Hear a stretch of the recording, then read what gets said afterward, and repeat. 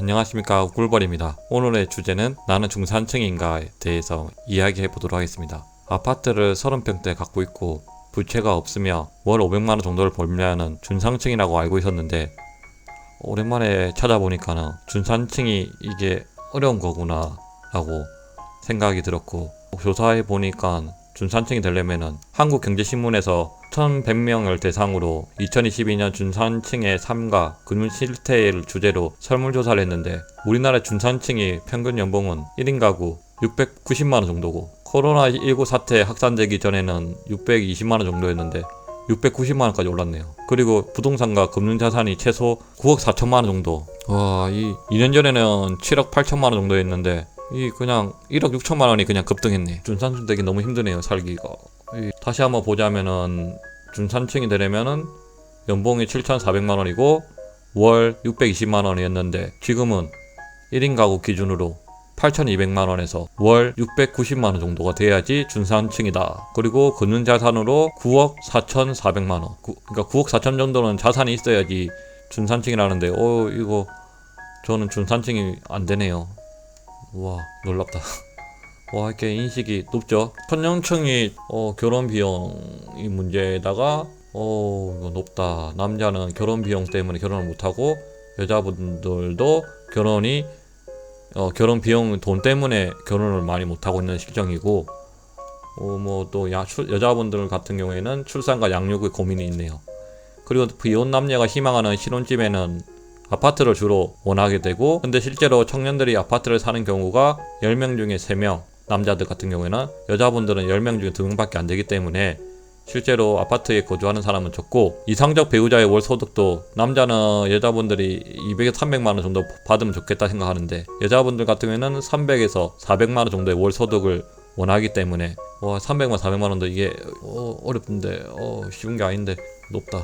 실제 청년층의 소득은 작죠. 지금 보통 200, 300, 남자 여자는 200, 300 정도를 번다고 보면 되는데, 그만큼 실제랑 이상을 원하는 거랑 차이가 확실히 나타나고 있는 상태이고, 손발 다 들어야 될 것 같아. 손만 들면 안 되고 발도 들어야 될 것 같고, 실제로 연봉을 받으면은 세전에 저는 6천만원 정도를 받는데 실수령에는 한 5천만원 정도밖에 못 받으니까 한 400만원밖에 안 되게 월 중간이네. 딱 중간이고, 이 돈을 1억을 번다 하더라도 실수령액이 7,600만원밖에 안 되기 때문에 세금을 많이 떼가기 때문에, 실제로 저축을 하려 해도 저 같은 경우에는 100만원 정도 저축, 소득이 460만원을 잡고 358만원 정도를 지출한다 치면은 100만원 정도 저축을 하게 되고, 3분의 2에 속하는 저는 실제로 이렇게 저축을 하면, 근데 연봉이 높다 해서 막 저축률은 개인차가 나긴 나더라도 저 같은 6천만원인 경우에는 100만원씩 30년 이렇게 하면 한 5억 정도 저축하게 되는데, 5억 정도면 지방의 아파트 한 채 정도는 살 수 있는 그릇이고, 연봉은 1억이 돼야지 서울에 집 한 채는 이렇게 할 수 있을 것 같고, 그만큼 이 연봉이 막 1억이 된다 해서 막 인생이 바뀌는 것 같지 않고, 평균 연봉은 대기업 연봉을 따질 때는 저는 과장과 차장 사이의 월급인데 차장이라고 잡으면은 우차장이네요. 근데 실제로 에너지를 많이 소비하고 시간을 많이 넣는 데서 이 보상이 이게 기하급수로 높아지는 것이 아니기 때문에 가진 자가 더 확실히 격차를 벌이게 되는 상황인 것 같습니다. 대한민국에서 부자가 되려면 39억 원 정도, 부동산 및 금융자산은 39억 원이 있어야 되고, 옛날에는 한 33억 원인데 지금 2년 만에 또 38억까지 올라갔네요. 그러니까 투자를 안 하면 부자가 되기 힘든데 2년 만에 또 5억을 더 자산을 늘렸어야 되는데 어렵네. OECD가 정한 중산층의 정의는 기준 중위 소득이 50에서 150%인 사람을 말하는데, 50% 미만이는 빈곤층, 150% 이상은 상류층. 이 빈곤층, 중산층, 상류층. 1인 가구, 저 같은 1인 가구 있을 때는 100만원에서 300만원 정도의 사이에 벌게 되면은 중산층에 속하는, 월급으로만 따지면 그렇게 되고, 하지만 사람들의 인식으로 따지면은 중산층의 월급은 약 700만원이고 재산은 9억 원 정도가 있어야 되네요. 갈 길이 멀다. 부자는 39억 원이고 월급은 2,100만원. 그래서 비교해보면은 재산은 4배 이상 차이 나고 월급은 3배 이상 차이 나는데 이게 중산층과 부자의 차이가 이렇게 재산은 4배, 월급은 3배.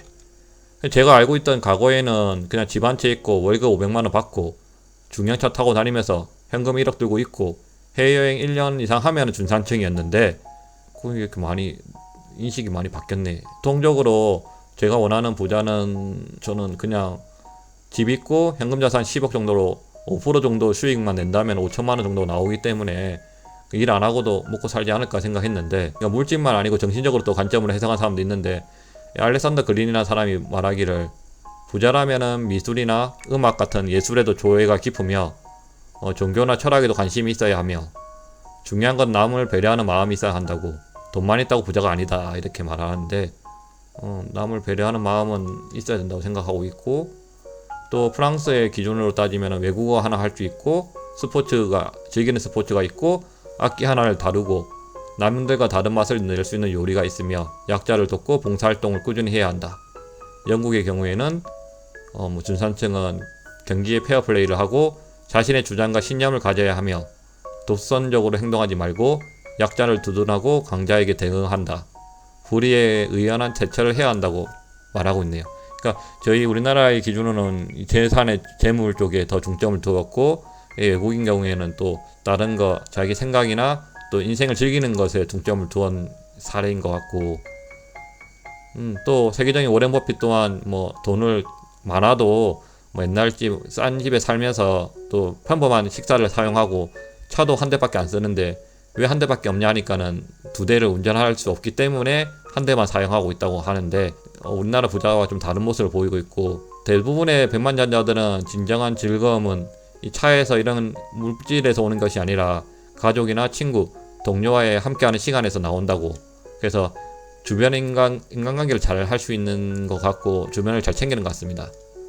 저 또한 그렇게 되고 싶고 함께하는 시간을 잘 보내려고 생각하고 있으며, 물질적인 것은 크게 뭐 욕심이 내는 게 없기 때문에 그냥 이렇게 살아가고 있고, 그래서 부자들한테 배울 점으로 값비싼 명품을 일반 외국에 있는 분들은 그렇게 소비하지 않으며 그들은 개인적인 성취와 열심히 일한 대가에 대한 보상 그리고 인정받음을 더 중요시한다고 하네요. 그리고 진정한 부자의 성공은 돈 자랑이 아니라는 것을 알 수 있었고, 그들이 추구하는 성공은 성취이며 그에 따른 독립적인 삶을 추구한다 이렇게 볼 수 있었네. 그래서 우리는 우리만의 속도로 나의 길을 묵묵히 걸어가면 좋을 것 같네요. 이상입니다.